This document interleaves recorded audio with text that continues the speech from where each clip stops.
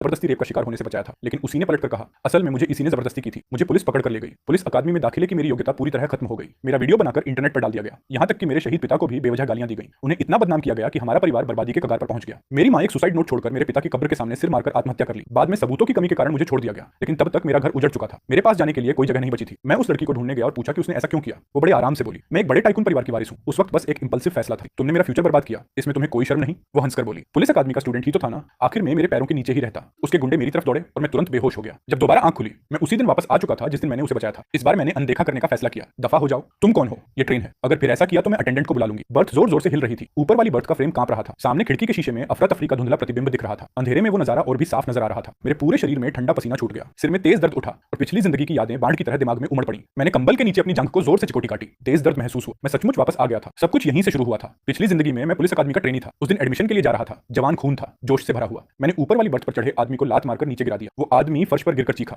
उसे तुरंत समझ आ गया कि उसकी करतूत पकड़ ली गई है, इसलिए वो अंधेरे में भाग गया। लड़की कांप रही थी, लेकिन फिर भी उठकर मुझे धन्यवाद कहा। उस वक्त मेरे अंदर गर्व भर गया था। मैंने उसे कहा था, पुलिस में रिपोर्ट करना ही खुद को बचाने का सबसे अच्छा तरीका है। स्कूल पहुंचने के बाद मैंने ये बात अपने दोस्तों को बताई। सबने कहा कि मैं एक आदर्श पुलिस कैडेट हूं। हॉस्टल में तो मेरे सम्मान में छोटी सी पार्टी तक रखी गई, लेकिन मुझे नहीं पता था कि यही नेक काम मेरी जिंदगी तबाह कर देगा। एक हफ्ते बाद मैं क्लास में पढ़ रहा था। अचानक वही लड़की रोती हुई क्लास में घुस आई। उसने आरोप लगाया कि मैंने उसके साथ गलत काम किया था। उसने ये भी कहा कि मैं उसे धमका रहा था और उसकी निजी तस्वीरें इंटरनेट पर डालने की बात कर रहा था। रोते रोते वो बोली, मैं मजबूर थी, इसलिए अब तक चुप रही, लेकिन अब हिम्मत जुटाकर सामने आई हूं ताकि कोई और लड़की इसका शिकार न बने। फिर उसने सीधे मेरी तरफ उंगली उठाई। एक बार मेरे साथ जबरदस्ती करना काफी नहीं था, अब मुझे चुप रहने पर मजबूर करना चाहते हो? मैं पूरी तरह सुन्न पड़ गया। मौके पर ही मुझे गिरफ्तार कर लिया गया। जो रूममेट पहले मुझ पर गर्व करते थे, वही लोगों की गालियां सुनने लगे। स्कूल के छात्रों ने वीडियो इंटरनेट पर डाल दिया। पुलिस अकादमी का छात्र ट्रेन में लड़की के साथ जबरदस्ती करते पकड़ा गया। खबर आग की तरह फैल गई। मुझे ऐसा दिखाया गया जैसे मैं जन्मजात अपराधी हूं। लोगों ने मेरे बचपन तक की बातें खोद निकाली। मेरे शहीद पिता को भी बदनाम किया गया। कहा गया कि उन्होंने कोई बलिदान नहीं दिया था, बल्कि पैसे लेने के लिए मौत का नाटक किया था। मामला इतना तेजी से फैला कि स्कूल ने मुझे तुरंत निकाल दिया। 3 साल की मेहनत एक झटके में बर्बाद हो गई। मैं सड़क पर भागते चूहे जैसा हो गया। मां को यकीन था कि मैं बेगुनाह हूं, लेकिन उनके पास ताकत नहीं थी, सबूत नहीं थे। आखिर उन्होंने एक आखिरी चिट्ठी छोड़ी और आत्महत्या कर ली। उनकी मौत के बाद ही मामला गंभीरता से लिया गया। एक स्पेशल इन्वेस्टिगेशन टीम और सबसे अच्छे वकील मेरे पास आए।